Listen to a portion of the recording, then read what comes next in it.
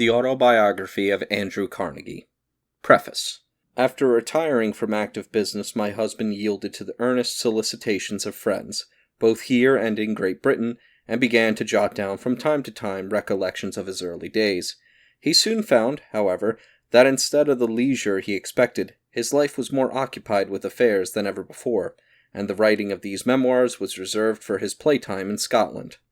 For a few weeks each summer we retired to our little bungalow on the moors of Altnagar to enjoy the simple life, and it was there that Mr. Carnegie did most of his writing.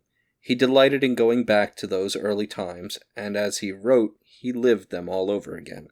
He was thus engaged in July 1914, when the war clouds began to gather, and when the fateful news of the 4th of August reached us, we immediately left our retreat in the hills and returned to Skibbo to be more in touch with the situation.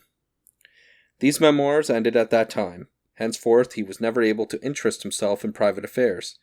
Many times he made an attempt to continue writing, but found it useless.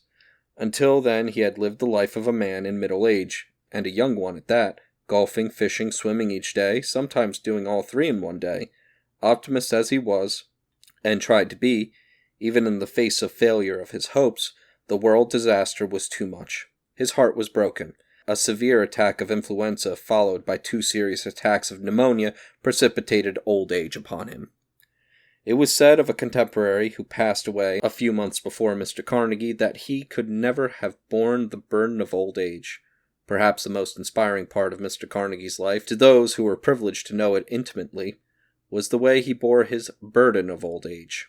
Always patient, considerate, cheerful, grateful for any little pleasure or service, never thinking of himself, but always of the dawning of a better day, his spirit ever shone brighter and brighter until he was not, for God took him.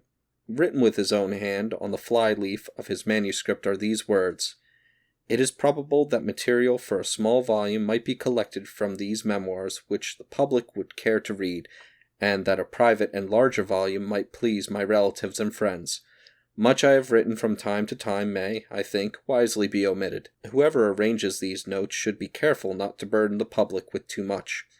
A man with a heart as well as a head should be chosen. Who, then, could so well fill the description as our friend Professor John C. Van Dyke?